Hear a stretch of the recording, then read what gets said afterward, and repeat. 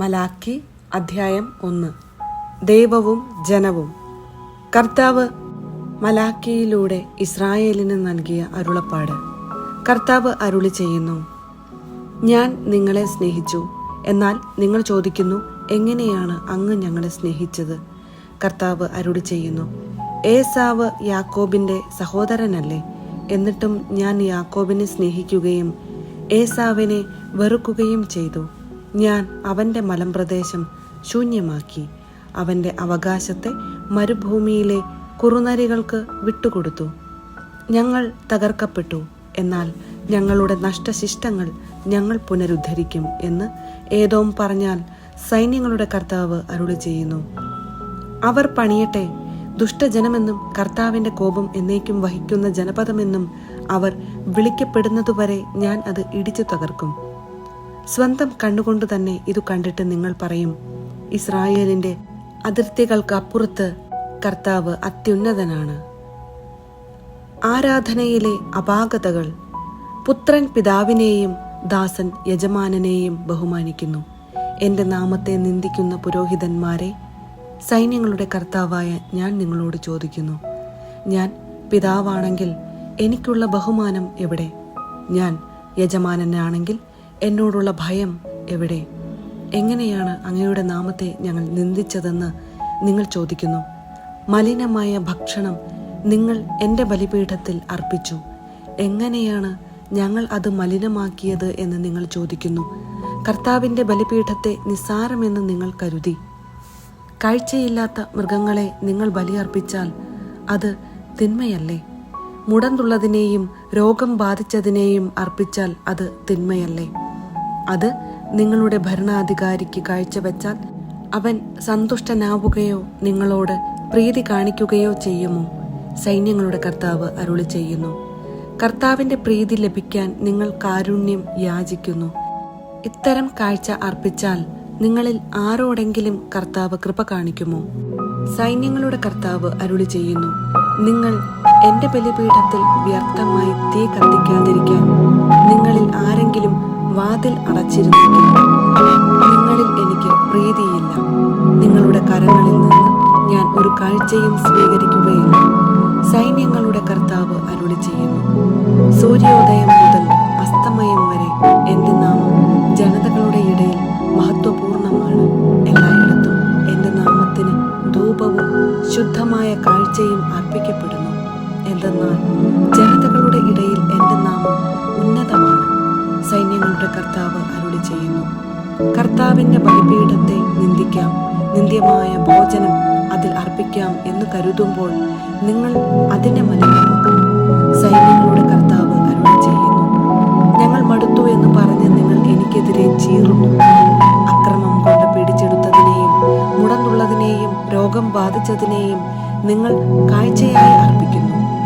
നിങ്ങളുടെ കൈകളിൽ നിന്ന് ഞാൻ അത് സ്വീകരിക്കണമോ? കർത്താവ് ചോദിക്കുന്നു. തന്റെ ആട്ടിൻകൂട്ടത്തിൽ മുട്ടാട് ഉണ്ടായിരിക്കുകയും അതിനെ നേരുകയും ചെയ്തിട്ട് ഊനമുള്ളതിനെ കർത്താവിനെ ബലിയർപ്പിക്കുന്ന വഞ്ചകന് ശാപം. സൈന്യങ്ങളുടെ കർത്താവ് അരുളി ചെയ്യുന്നു, ഞാൻ ഉന്നതനായ രാജാവാണ്. ജനതകൾ എന്റെ നാമം ഭയപ്പെടുന്നു.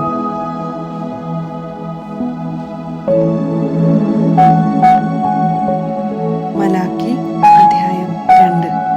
പുരോഹിതന്മാർക്ക് താക്കീത്. പുരോഹിതന്മാരെ, ഇതാ ഈ കൽപ്പന നിങ്ങൾക്ക് വേണ്ടിയാണ്. കർത്താവ് അരുളി ചെയ്യുന്നു, നിങ്ങൾ ശ്രദ്ധിക്കാതിരിക്കുകയും എൻ്റെ നാമത്തിന് മഹത്വം നൽകാൻ മനസ്സു വയ്ക്കാതിരിക്കുകയും ചെയ്താൽ ഞാൻ നിങ്ങളുടെ മേൽ ശാപം അയക്കും. നിങ്ങളുടെ അനുഗ്രഹങ്ങളെ ഞാൻ ശാപമാക്കും. നിങ്ങൾ മനസ്സു വയ്ക്കാഞ്ഞതിനാൽ ഞാൻ ശപിച്ചു കഴിഞ്ഞു. ഞാൻ നിങ്ങളുടെ സന്തതികളെ ശാസിക്കും. നിങ്ങളുടെ ബലിമൃഗങ്ങളുടെ ചാണകം നിങ്ങളുടെ മുഖത്ത് തേക്കും. എന്റെ സന്നിധിയിൽ നിന്ന് നിങ്ങളെ ഞാൻ നിഷ്കാസനം ചെയ്യും. സൈന്യങ്ങളുടെ കർത്താവ് അരുളി ചെയ്യുന്നു, ലേവിയുമായുള്ള എന്റെ ഉടമ്പടി നിലനിൽക്കേണ്ടതിനാണ് ഈ കൽപ്പന ഞാൻ നിങ്ങൾക്ക് നൽകിയിരിക്കുന്നതെന്ന് അങ്ങനെ നിങ്ങൾ അറിയും. അവനോടുള്ള എന്റെ ഉടമ്പടി ജീവന്റെയും സമാധാനത്തിന്റെയും ഉടമ്പടി ആയിരുന്നു. അവൻ ഭയപ്പെടേണ്ടതിന് ഞാൻ അവ അവനു നൽകി. അവൻ എന്നെ ഭയപ്പെടുകയും എൻ്റെ നാമത്തോടുള്ള ഭയഭക്തികളാൽ നിറയുകയും ചെയ്തു. അവൻ്റെ നാവിൽ യഥാർത്ഥ പ്രബോധനം ഉണ്ടായിരുന്നു. അവൻ്റെ അധരത്തിൽ ഒരു തെറ്റും കണ്ടില്ല. സമാധാനത്തിലും സത്യസന്ധതയിലും അവൻ എന്നോടുകൂടെ വ്യാപരിച്ചു. അനേകരെ അകൃത്യങ്ങളിൽ നിന്ന് അവൻ പിന്തിരിപ്പിച്ചു. പുരോഹിതൻ അധരത്തിൽ ജ്ഞാനം സൂക്ഷിക്കണം. ജനം പ്രബോധനം തേടി അവനെ സമീപിക്കണം. അവൻ സൈന്യങ്ങളുടെ കർത്താവിൻ്റെ ദൂതനാണ്. എന്നാൽ നിങ്ങൾ വഴിതെറ്റിപ്പോയിരിക്കുന്നു. നിങ്ങളുടെ ഉപദേശം അനേകരുടെ ഇടർച്ചയ്ക്ക് കാരണമായി. നിങ്ങൾ ലേവിയുടെ ഉടമ്പടി ലംഘിച്ചിരിക്കുന്നു. സൈന്യങ്ങളുടെ കർത്താവ് അരുളി ചെയ്യുന്നു, നിങ്ങൾ എൻ്റെ മാർഗങ്ങൾ അനുവർത്തിക്കാതെ പ്രബോധനം നൽകുമ്പോൾ എത്രമാത്രം പക്ഷപാതം കാണിച്ചുവോ അത്രമാത്രം ഞാൻ നിങ്ങളെ ജനം മുഴുവൻ്റെയും മുൻപിൽ നിന്ദിതരും നികൃഷ്ടരും ആക്കും. ജനത്തിൻ്റെ കുറ്റങ്ങൾ. നമുക്കെല്ലാവർക്കും ഒരേ പിതാവല്ലേ ഉള്ളത്? ഒരേ ദൈവം തന്നെയല്ലേ നമ്മെ സൃഷ്ടിച്ചത്? എങ്കിൽ നമ്മുടെ പിതാക്കന്മാരുടെ ഉടമ്പടിയുടെ പവിത്രത നശിപ്പിച്ചുകൊണ്ട് നാം എന്തിനു പരസ്പരം അവിശ്വസ്തത കാണിക്കുന്നു? യൂദ വിശ്വാസവഞ്ചന കാണിച്ചിരിക്കുന്നു. ജെറുസലേമിലും ഇസ്രായേലിലും മ്ലേച്ഛ പ്രവൃത്തികൾ നടന്നിരിക്കുന്നു. കർത്താവിന് പ്രിയപ്പെട്ട വിശുദ്ധ മന്ദിരത്തെ യൂദ അശുദ്ധമാക്കി. അന്യദേവന്റെ പുത്രിയെ വിവാഹം ചെയ്തിരിക്കുന്നു. ഇങ്ങനെ ചെയ്യുന്നവന് വേണ്ടി സാക്ഷ്യം നിൽക്കുകയോ സൈന്യങ്ങളുടെ കർത്താവിന് കാഴ്ചയർപ്പിക്കുകയോ ചെയ്യുന്നവനെ യാക്കോബിന്റെ കൂടാരത്തിൽ നിന്ന് കർത്താവ് വിച്ഛേദിക്കട്ടെ. നിങ്ങൾ ഇതും ചെയ്യുന്നു. അവിടുന്ന് നിങ്ങളുടെ കാഴ്ചകളെ പരിഗണിക്കുകയോ അതിൽ പ്രസാദിക്കുകയോ ചെയ്യാത്തതിനാൽ നിങ്ങൾ തേങ്ങിക്കരഞ്ഞ് കർത്താവിൻ്റെ ബലിപീഠം കണ്ണീരുകൊണ്ട് മൂടുന്നു. എന്തുകൊണ്ട് അവിടുന്ന് ഇത് സ്വീകരിക്കുന്നില്ല എന്ന് നിങ്ങൾ ചോദിക്കുന്നു. ഉടമ്പടി അനുസരിച്ച് നിന്റെ ഭാര്യയും സഖിയും ആയിരുന്നിട്ടും നീ അവിശ്വസ്തത കാണിച്ച നിന്റെ യൗവനത്തിലെ ഭാര്യയും നീയും തമ്മിലുള്ള ഉടമ്പടിക്ക് കർത്താവ് സാക്ഷിയായിരുന്നു എന്നതുകൊണ്ട് തന്നെ ഏക ശരീരവും ഏക ആത്മാവുമായിട്ടല്ലേ ദൈവം നിങ്ങളെ സൃഷ്ടിച്ചത്. ദൈവഭക്തരായ സന്തതികളെ അല്ലാതെ എന്താണ് ദൈവം ആഗ്രഹിക്കുന്നത്? അതുകൊണ്ട് യൗവനത്തിലെ ഭാര്യയോട് അവിശ്വസ്തത കാണിക്കാതിരിക്കാൻ ശ്രദ്ധിക്കുവിൻ.